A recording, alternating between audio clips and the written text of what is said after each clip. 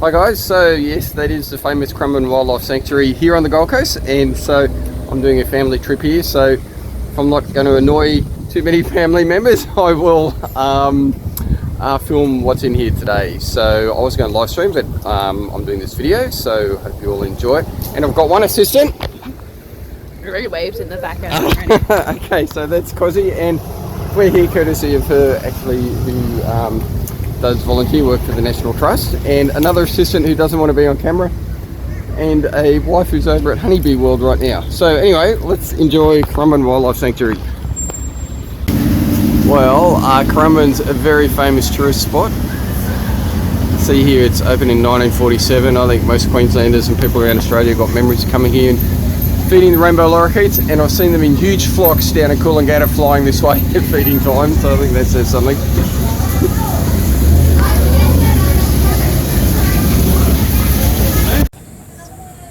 Okay, so here's the main entrance. The feeding site is over there, and they're spraying mist to keep everyone cool, which is pretty good.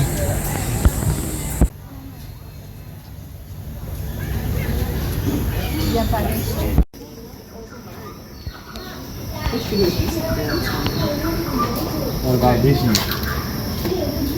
Look at this one. Well, this is one of my most favourite animals, the Australian lungfish. There's 3 of them in here. And these two are a little bit small. This one's a fairly good size.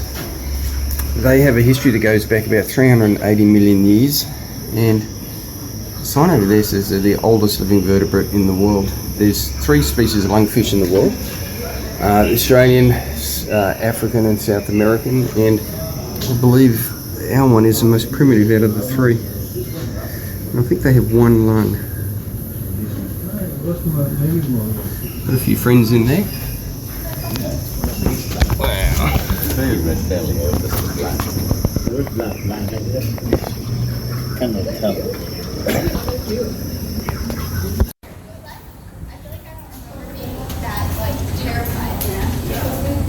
No, I don't think you're all that scared.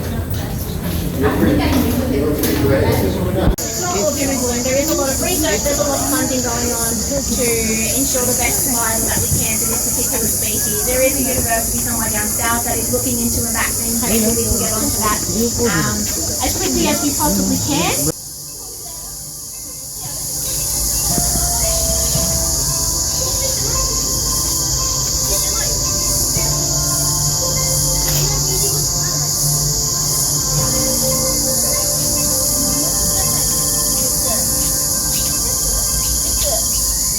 Okay, so Australia has 3 subspecies of fig parrot, the Marshall's, Macleay and Coxon's fig parrot. The Marshalls are the ones that are found right up the red tip of Cape York on the eastern side. Then the Macleay's fig parrot from about Cooktown down to Youngalla National Park, and they're the ones that are quite common actually around Cairns, and they fulfil a lot of the same needs that lorikeets do. And then the Coxon's fig parrot, now that one is possibly believed extinct, but it's interesting here.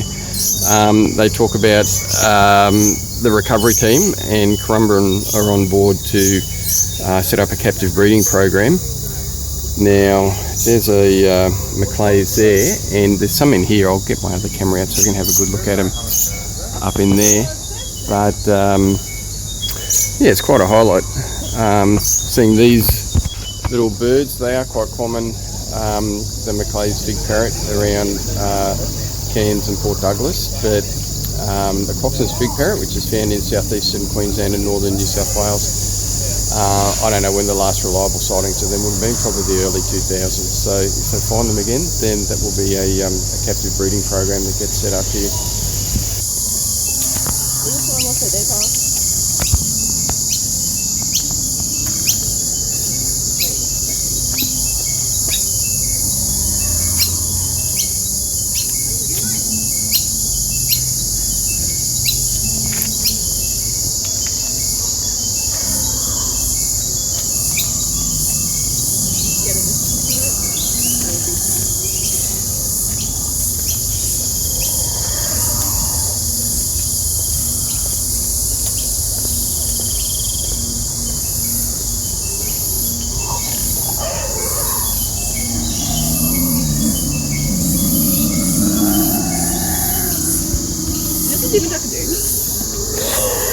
Oh my god, can you please get a photo of me with it?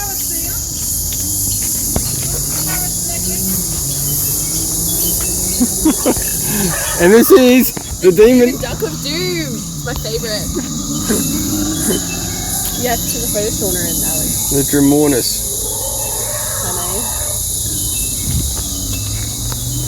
Oh, like a Leo. Oh my goodness. Oh yeah, I used to have one of those things on a ring. Remember? It's lovely.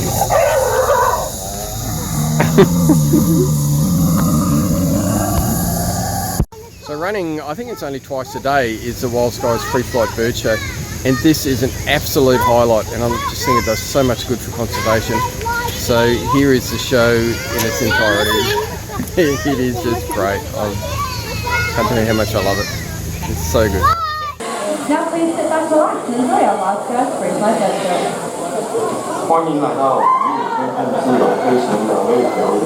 为了保证你的安全，请在整个演出过程中不要离开座位，不要站立，不要举手或者 There's some water dragon down there. 祝你观赏。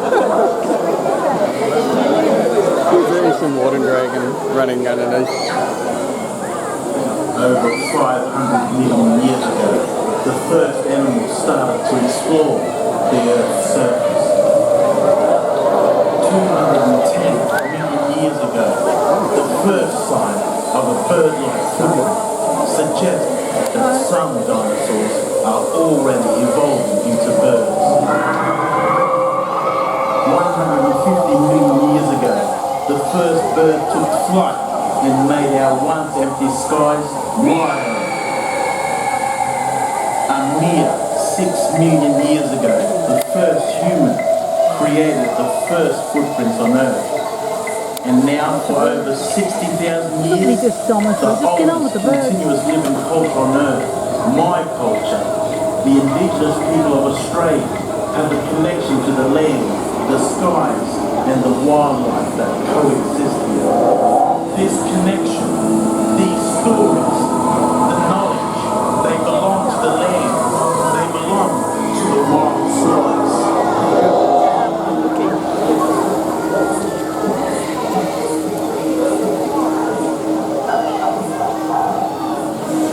The power of flight has given our birds an edge over most other creatures, allowing them to travel further and wider in search of food and live where no other creature could go.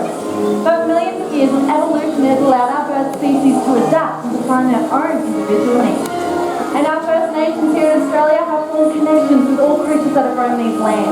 They have witnessed our animals walk this earth that have once come from our seas per se, or they fly across our Australian skies. Well, good afternoon everybody, how are we all doing?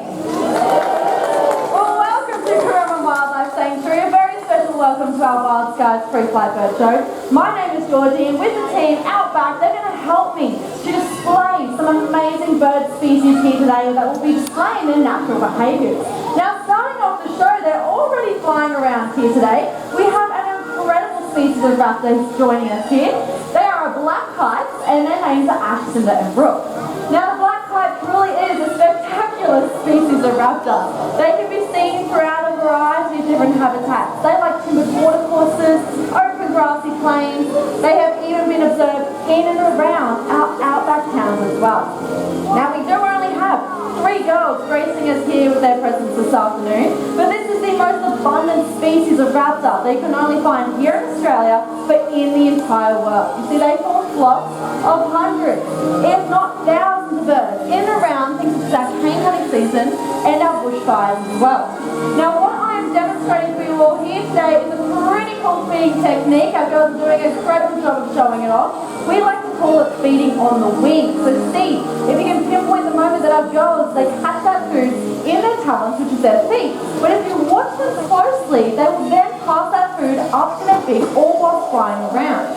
Now, this is a very energy efficient feeding technique for our girls to be displaying, as they don't have to keep landing to consume that food, almost giving other animals the opportunity to steal it from them. But it is a really unique feeding technique that is found to this raptor species.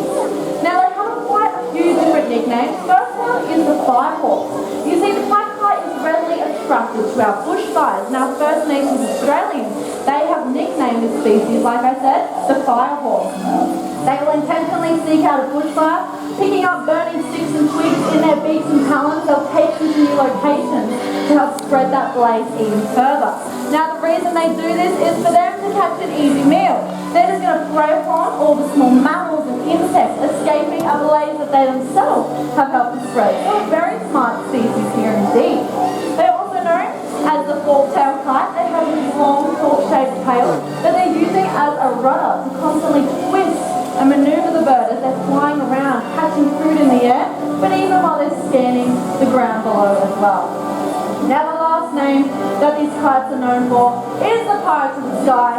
They can be seen snatching food out of each other's tongues out there in the wild, but even here in our arena as well. Now I think they have done a fantastic job of kickstarting our show here this afternoon. Ladies and gentlemen, our incredible black kites. But you see, from our inland deserts to our coastal waterways, here in Australia we are known for our beaches, some of the best in the whole entire world. Now calling those beaches a home, we've got some very impressive birds. Here's one right now. Watch out, Barry. Ladies and gentlemen, boys and girls, this magnificent man right here, this is Mullen. He's an Australian pelican. Isn't he great? Our beautiful Australian pelicans can be seen skimming into lagoons, bays and estuaries, but also roosting on our sandbanks, our rock platforms and our reefs as well. Now when it comes to a pelican, the most characteristic feature is the elongated bill and their massive throat pouch. Very important for their feeding. What they do out there on the water side is they'll plunge it down in the water just like that. They catch their prey items. He will then press that rubbery pouch against his chest to get rid of all the unnecessary water that's in there and maneuver it into a swallowing position, which is usually head first. Now our pelicans, they can swallow that fish whole because believe it or not, they have 3 stomachs that does all the digestion work for them. So they can just really have the fish just the way they like it and swallow it all the way down. Now because of this way of hunting for our pelicans, it has left them, unfortunately, susceptible to being hooked, entangled in active and discarded fishing line that may be lying around the coast. Don't take one negative action to cause harm to a pelican. Don't take one positive action, like picking up our rubbish, to prevent it. And I don't know about you, but why would you not want to protect a handsome bird just like Mullen here? Ladies and gentlemen, he's showing his best pelican strut.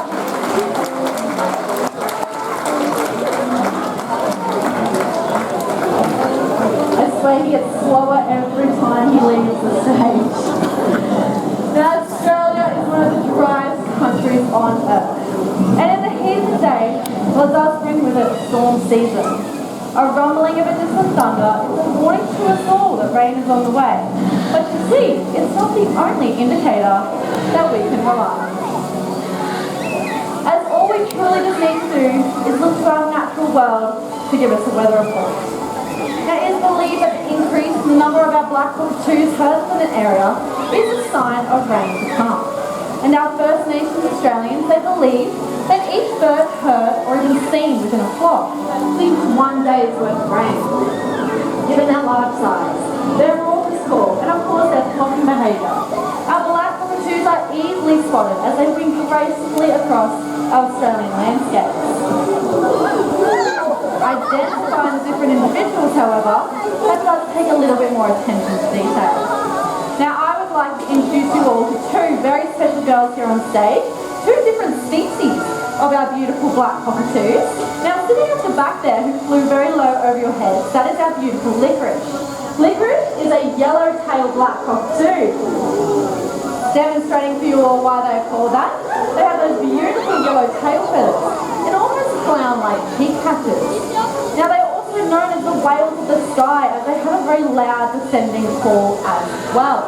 But this is a species of black cockatoo that you're more likely to be able to see around our Gold Coast region, sitting around our coastal suburbs. Now we have beautiful Phoenix over here. She is a red-tailed black cockatoo. I'm sure you can guess why they call that also, as she's showing off those fiery red tail feathers that bring the name to the species.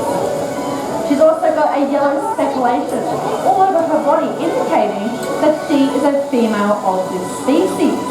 Their male counterparts are jet black in their appearance, with a striking red tail feather as well. Now these girls, they are ambassadors for their species out in the wild because unfortunately they have faced a rapid decline due to habitat loss. You see, we're clearing their homes, their trees, and affecting their food source for our own selfish needs that we have. But to get a little bit more of an appreciation for our wildlife, we'd like to take you a little bit closer. Certainly closer than you could ever get in the wild. So I was wondering if the lovely lady, I think you're about 5 rows back, you've got a white shirt on, you're looking very comfortable. Yeah, do you want to help me out? All I need you to do is stand up in your place for me, have your left arm nice and straight out to the side, because we're going to see if Miss Licorice here will come and say hello to you. That's it, be a nice still tree. What do we think, everyone? I reckon they need a round of applause. Thank you so much. We really hope to have interactions like this with our guests to help us gain a little bit more of an appreciation for these beautiful species. See, of the 21 different species of cockatoo around the world, here in Australia, our black cockatoos make up 6 of those. Of those 6 species, half are already at risk, threatened or endangered due to habitat loss. We're here at Currumbin Wildlife Sanctuary. We're very proud to be part of 15 different conservation and breeding efforts to help to stop species like our beautiful black cockatoos from disappearing altogether. Ladies and gentlemen, you've just met our beautiful Licorice and Phoenix as well.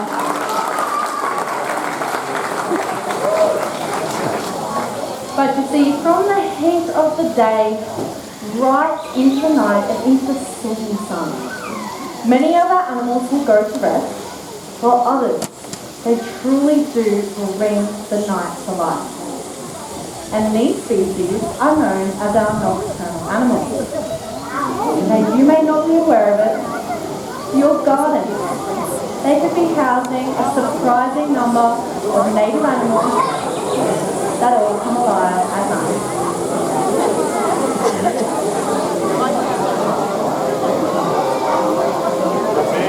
Animals such as our beautiful owls, and this particular individual is a masked owl.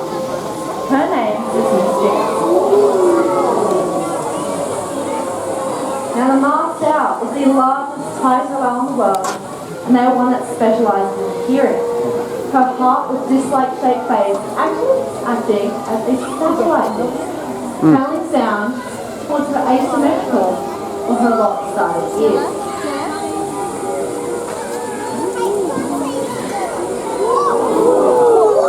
She has the ability to hear the squeaking of a mouse from over 800 metres away. And once she has located her prey, she will ambush them from above and utilise what is known as silent flight.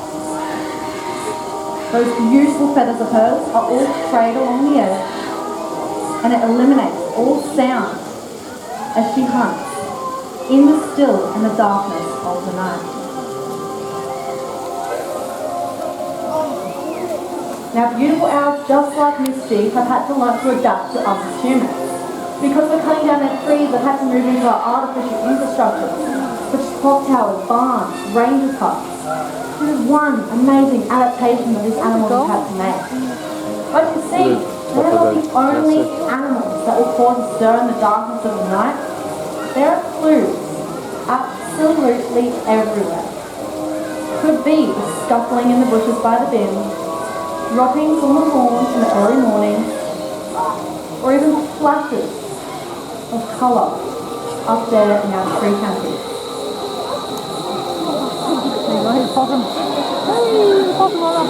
Now it's not only our bird species that bring the night to life. In fact, 70% of our mammal species come alive at night as well. But you see, of all those unique species, few have captivated us humans quite like that of our owls. Now in Aboriginal culture, owls are a totem for night, mystery and wisdom. Now we do just meet an owl species that specialises in their hearing. And now we would like to introduce you all that specialises in their sight. Here in Australia, we are home to 11 different owl species that cover all states and territories. However, they are exclusive of our central areas. Ladies and gentlemen, this is our beautiful Bailey, and she is a barking owl. Now, the call of this medium-sized hawk owl is synonymous to that of a dog's bark. You may be lucky enough to hear it here today. It is a two-tone whoop whoop. That was a really good impression there, Georgie. That was pretty great. Now, they do have that vocalisation that they utilise like a communication call in the wild. They can communicate and respond to their companions out there with that vocalisation from over 6 kilometres away. Now, 6 kilometres is pretty large, so if they cannot hear their companions call, what they'll do next is utilise their impeccable eyesight to not only locate their companions, but also their prey items as well. Now, what is on the menu for a barking owl, Lauren? I'm so glad you asked, Georgie. Well, they have a pretty diverse range of prey out here in Australia. They can eat some large insects, maybe some small to medium-sized mammals. Rats and mice are often their favourite, but they can also take down some pretty large animals as well. Sole professor cockatoo, brush-tailed possum. Oh, but she neglects to say their most favourite food item of all, which is naughty kids. What? You heard me. Why are you smiling? Naughty children. No, Georgie, you can't say that out loud. Oh. It's still school holidays, I believe. Oh, yeah, okay. Maybe we'll stop at Stop the Princess Cockatoo. Maybe. Okay, cool. Because the way that they hunt is just a little bit gruesome. Yeah, if you are a naughty child, maybe block your ears, because the way that they hunt is disgusting. They can't fit an entire brush-tailed possum in that stomach of theirs, so they're only going to eat the most beneficial and nutritious part, which is everything inside the skull. Oh, beautiful. I'm going to paint you a picture. What they do out there in the wild is they'll find their victim, hone in on them with that silent slice. They will then go for the most nutritious part, like we said, which is the head. Cut that off with the shoulders, suck out the juicy brains through the eye sockets, and then carry the rest of the head around like a lunchbox for later. That's disgusting. Call me Picasso. You're so dramatic today. Beautiful picture. Now, a little pair of barking owls have a very large home range. They do. Only 2 barking owls and monogamous pair can be seen hunting from over 2,500 hectares out in the wild. No wonder that they have such a vast variety of prey as well. But to give you an example of just how large that territory is, Currumbin Wildlife Sanctuary today, we're a big place. We're set on 27 hectares. You can imagine just how big their territory is. I know, I think you could all agree with me that if we were to walk around the home range of a barking owl, we would get incredibly tired. Now, our beautiful barking owls have some incredible adaptations. One of them is what she's showing off for you here today. She has this incredible neck rotation. She has double the amount of vertebrae in her neck than us. We're even as a giraffe. So what we've got 7, the giraffe has 7. Our beautiful little owls, just like Bailey here, have got 14 bones in that neck. Which allows her to rotate that head at that whopping 270 degrees around. How impressive is that? Means that she can stalk her prey in the wild virtually undetected, looking over her right shoulder, checking out what's happening on her left as well. But as she gets nice and close, you can probably see one of those beautiful features of her, and that's her eye coloration. Now she's got those beautiful yellow coloured eyes, which actually tells us that she is what we call a crepuscular species of owl. Seen that gorilla earlier? She has those deep, brown, dark eyes. It means that she's purely nocturnal, but Bailey here represents those that can actually hunt during the daytime as well. So no prey is safe when it comes to the barking owl hunting. She's in fact one of the largest or the most widespread owls that we do in fact have here in Australia. And what better way to spend a day here in the sanctuary while getting up close to her. Everyone, you just met this stunning Bailey, our beautiful barking owl. And of course Lauren as well. They're incredible. You've totally climbed over all the heads of you in here. Wow. Bet some of you even got touched by a feather too, maybe. Now, we hit the part in the show where maybe we're starting to get a little bit, settled. We're starting to look for something a little more. We're starting to get to the dangerous part of the show. So, firstly, I need to take a few precautions, make sure you're all awake. So, are you having a good time in our bed show? Look, it was pretty good. Do I feel like we can do better? The AM show just outdid you all by 1,000,000%. So come on now, everyone, let's make some noise. Are you having a good time?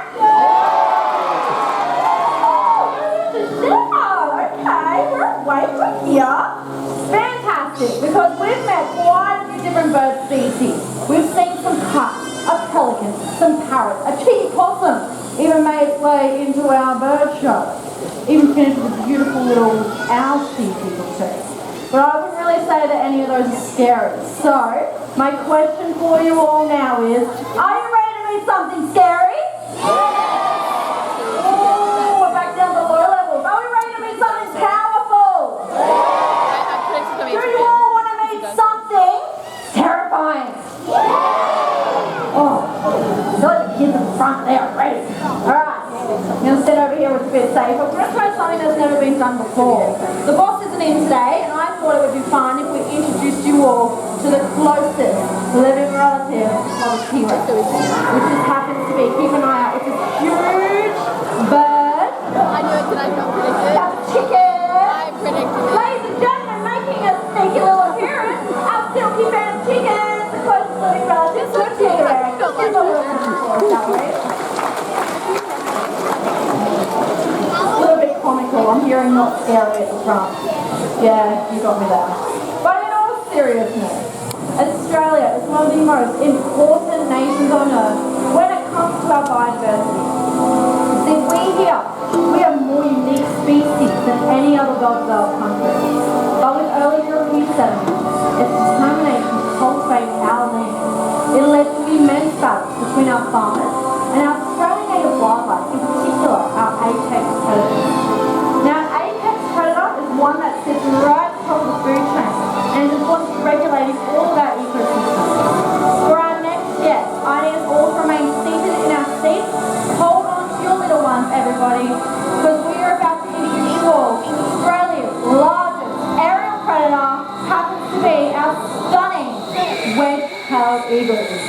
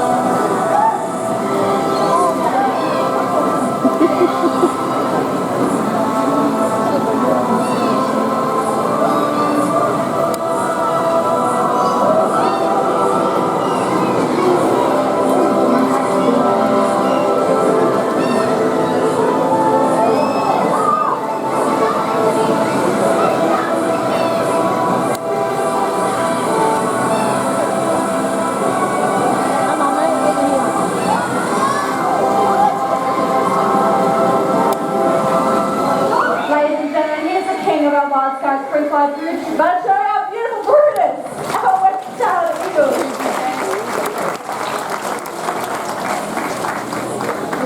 Now eagles, they're some of the largest and most commanding birds of prey that we have here on this planet. They are supreme hunters, yet there's been no greater threat to them, no greater predator to a wedge-tailed eagle than us as humans. See, prior to late 1970s, bounties were offered for the dead carcass of a wedge-tailed eagle in most Australian states, solely killing our livestock, such as sheep and cattle. Upon further investigation, it was found out that if they had the opportunity, they would rather just go to carrion on the side of the road, so already sick or dead, an easy meal. But unfortunately in this time, over 1 million birds were killed, bringing them right to the brink of extinction. But I stand here today, happy to tell you all that in 1968 they were declared a protected species. Today their numbers are fighting back. This is a perfect example of how one decision, a change in our thinking and an action to stand up for what we think is right, it can make such an incredible and a powerful difference. Our First Nations Australians, they were leaders in managing the land whilst coexisting with their environment. And there is no reason that you and I, that we can't do the same. Now did you know that as humans, we have an incredible ability. We have the ability to make over 35,000 different decisions every single day. But to help out our wildlife,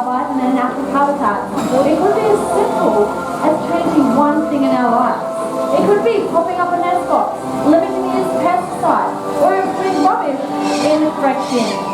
The power of tranquilizer is running on the side of one.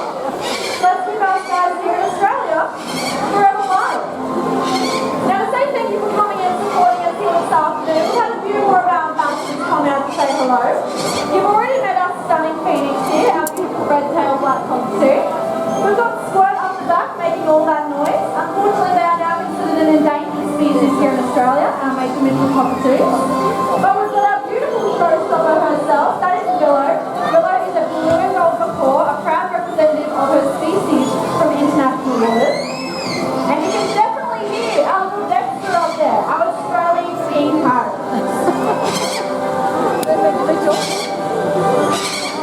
Currumbin Wildlife Sanctuary is a non-profit organisation. Just like what we're doing today, not only helps support our animals, but what we stand for with our conservation. So I challenge you, after coming in here today, what could you do in your day-to-day life so we can help out our wildlife? We'd like to thank you so much for coming in here today on behalf of myself, our entire team, and every single one of us that is about to here today. Thank you so much, everybody, and please go and rest your time here at Currumbin Wildlife Sanctuary.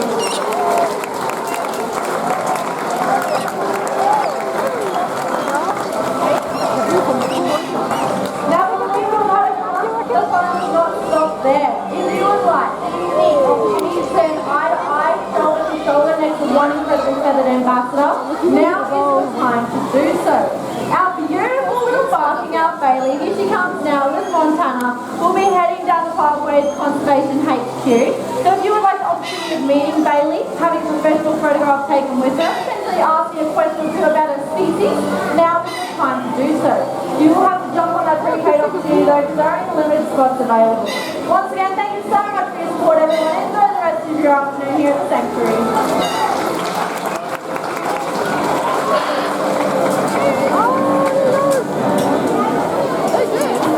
Land of the parrots. It's going to be good.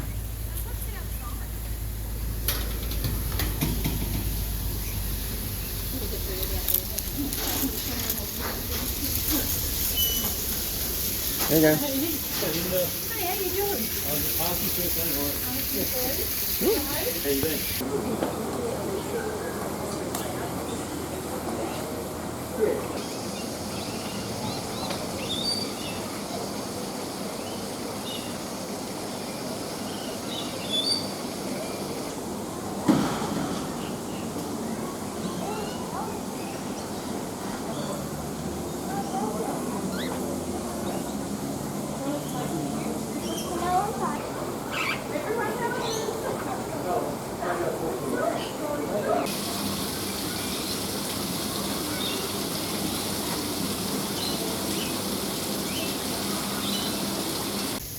Well, this huge aviary is pretty awesome, but I've got to admit I'm a bit surprised to see some of the domestic colour mutations that they've got here, like the blue princess parrots and the cockatiel aquarium there. That's a some kind of domestic. But anyway, it's not what you get in the wild, and certainly in terms of conservation, I think you need to emphasise the wild types. But you know, I mean, you look at Mullaney Birdwall and the Botanic Gardens. They do a great job as far as just rehoming domestic birds. So a bit of a fine line between conservation and also the animal welfare, I guess. But anyway, great aviary though. I'd love to have something like this. Imagine this.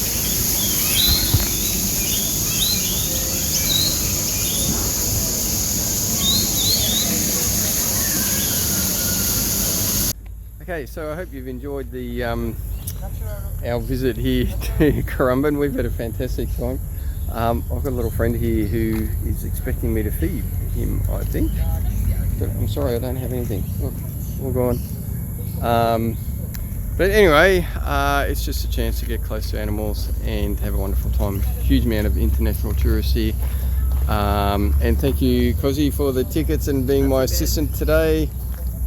And I wonder if this emu's going to... I wonder if he's up for a pet. Do you think he'd be up for a pet? Would you like a pet there, mate? I think you do. There we go. Nice, okay. cute. And thanks to this lovely emu, famous for their feathers, which I think they're made of barbules or something. Isn't that why they're like that? Can't remember. There's a story behind there. But anyway, so here ends our video. We're about to get turfed out of this place because it's the end of the day. So thanks for watching, and make sure you come here one day. Okay, see you then. Bye.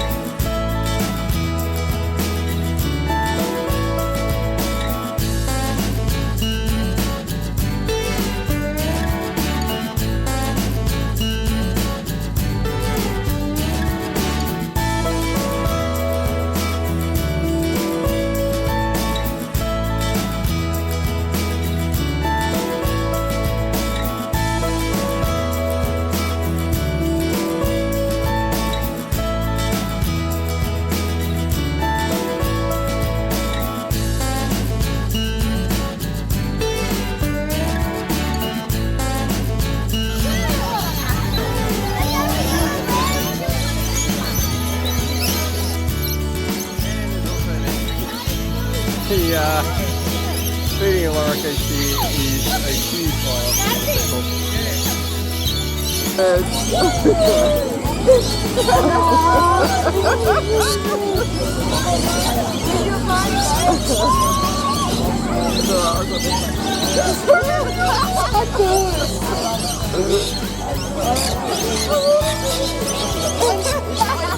I never